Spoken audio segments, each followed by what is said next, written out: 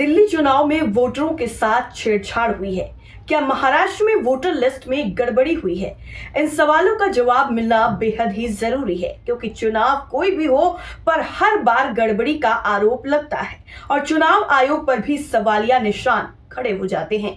नमस्कार, मौलिक शक्ति न्यूज में आपका स्वागत है और मैं हूं आपके साथ साइमा। दिल्ली विधानसभा चुनाव में वोटर काटे गए हैं, इस तरीके का आरोप विपक्षी पार्टियां लगातार लगा रही हैं। लेकिन इसी बीच में महाराष्ट्र चुनाव में गड़बड़ी को लेकर राहुल गांधी, संजय राउत और सुप्रिया सुले ने चुनाव आयोग पर हमला बोला है। महाराष्ट्र चुनाव में धांधली का आरोप लगाते हुए आयोग से जवाब मांगा गया है। राहुल गांधी ने कहा है कि महाराष्ट्र में 2019 के बाद 5 साल में 32 लाख वोटर जोड़े गए थे, मगर लोकसभा 2024 और विधानसभा चुनाव के बीच में 39 लाख वोटर जोड़े गए। 5 महीने में इतने ज्यादा वोटर कैसे जुड़ गए? हिमाचल प्रदेश जैसे राज्य में जितने कुल वोटर हैं, उतने महाराष्ट्र में 5 महीने के भीतर ही जुड़ गए। ये वोटर कहां से आए? राहुल गांधी के आरोपों पर चुनाव आयोग ने भी कहा है कि हम तथ्यों को लिखित में जवाब देंगे। चुनाव आयोग ने कहा है कि पूरे देश में एक समान प्रक्रिया का पालन किया जाता है। महाराष्ट्र में वयस्कों की आबादी 9.54 करोड़ है।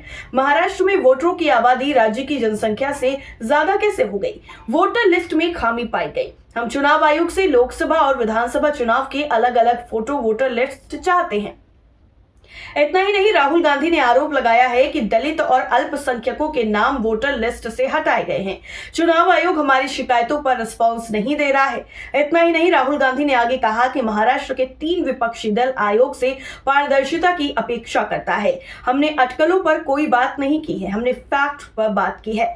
हिमाचल जितने वोटर जोड़े गए हैं, फैक्चुअल गड़बड़ियां सामने आई हैं। एमवीए के वोट वहीं के हैं और बीजेपी 90% स्ट्राइक रेट से जीत रही है। चुनाव आयोग सर्वोच्च संस्था है, हम उनसे जवाब मांग रहे हैं। संसद में मैंने भाषण के दौरान कहा था कि महाराष्ट्र की वोटर लिस्ट पर सवाल उठे हैं। 5 साल में जितने वोटर जुड़े थे, उससे ज्यादा वोटर 5 महीने में जोड़े गए। 5 साल में 35 लाख वोटर जोड़े गए थे। लोकसभा चुनाव के बाद 39 लाख वोटर जोड़े गए। ये वोटर कहां थे और कहां से आए हैं, इसका जवाब देना चाहिए। वहीं संजय राउत ने भी कहा है कि अब ये वोट कहां से आए हैं। थोड़े वोटर दिल्ली में आए हैं, अब ये वोटर बिहार जाएंगे, इसके बाद यूपी चले जाएंगे। देश के लोकतंत्र के लिए इस सवाल का जवाब जरूरी है। महाराष्ट्र पैटर्न दिल्ली में भी सामने आया है। वहीं इस मामले को लेकर सुप्रिया सुले ने कहा है कि उत्तम जानकार जी सोलापुर में जीते हैं, लेकिन उनको जो वोट मिली है उससे वो संतुष्ट नहीं है, वो फिर से चुनाव चाहते हैं। सांसद धैर्यशील मोहिले जी की मांग है कि बैलेट पेपर पर चुनाव हो। राज ठाकरे ने भी इसका उल्लेख किया है। हम वहां खूब लड़े हैं, पार्टी तोड़ी गई, हमारे नए सिंबल से मिलता जुलता सिंबल दूसरे को दिया गया। हमारी आपत्ति के बाद भी उस चुनाव चिन्ह को नहीं हटाया गया, इसलिए एनसीपी 17 की सीट हारे हैं।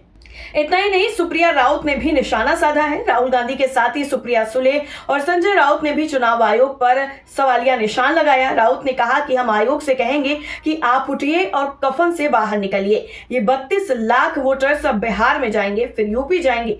ये अब एक पैटर्न बन चुका है। उन्होंने कहा कि अगर देश का चुनाव आयोग जिंदा है, मरा नहीं है, तो आयोग को राहुल गांधी के इन सवालों का जवाब देना चाहिए। ये बीजेपी का गुलाम हो गया है। हम आयोग के सामने सर फोड़ चुके हैं। सुप्रिया सुले ने कहा कि हमारे ऊपर कई तरह से अटैक हो रहा है। महाराष्ट्र में दल बदल की चर्चा के बीच में शिवसेना नेता नरेश महास्के ने भी बड़ा दावा कर दिया। उन्होंने कहा कि बाला साहब की विचारधारा वाले शिंदे सेना से जुड़ रहे हैं। इस बीच में शिवसेना उद्धव गुट के सांसद अरविंद सावंत ने भी कहा है कि पार्टी के सभी सांसद उद्धव ठाकरे के साथ हैं। उद्धव ठाकरे के पास लोकसभा में कुल 9 सांसद हैं, इनमें अरविंद सावंत भी शामिल हैं। पार्टी में टूट के लिए कम से कम 6 सांसदों का एक साथ अलग होना जरूरी है। ऐसी स्थिति में उनकी सदस्यता बचेगी और उन्हें अलग गुट के तौर पर मान्यता मिलेगी। दरअसल महाराष्ट्र में विधानसभा चुनाव नतीजे घोषित होने के बाद ये पहला मौका है जब कांग्रेस नेता राहुल गांधी ने एमवीए यानी महाविकास आघाड़ी के नेताओं के साथ मिलकर कोई प्रेस कॉन्फ्रेंस की है। राहुल गांधी लोकसभा में पूरे विपक्ष की अगुवाई करते हैं। इंडिया अलायंस ने लोकसभा चुनाव के बाद उन्हें विपक्ष का नेता कबूल कर लिया था। महाराष्ट्र में एमवीए को जहां लोकसभा चुनाव में जीत मिली थी, तो वहीं 5 महीने बाद ही हुए विधानसभा चुनाव में करारी हार मिली, जिसके बाद कई तरीके के सवाल विपक्षी पार्टियों की तरफ से उठाए जाने लगे हैं। दरअसल एमवीए में शामिल कांग्रेस, शिवसेना और एनसीपी शरद पवार में किसी को नेता विपक्ष की जरूरी सीटें नहीं मिली हैं।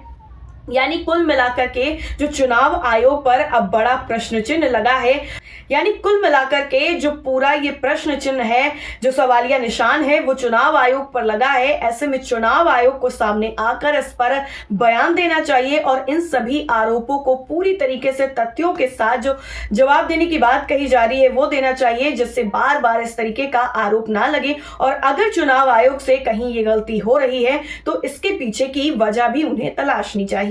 आपका क्या मानना है इस रिपोर्ट को लेकर, हमें कमेंट करके जरूर बताइए। फिलहाल के लिए इतना ही, फिर हाजिर होंगे आपके साथ नए मुद्दे के साथ। तब तक के लिए आप देखते रहिए मौलिक शक्ति न्यूज। नमस्कार।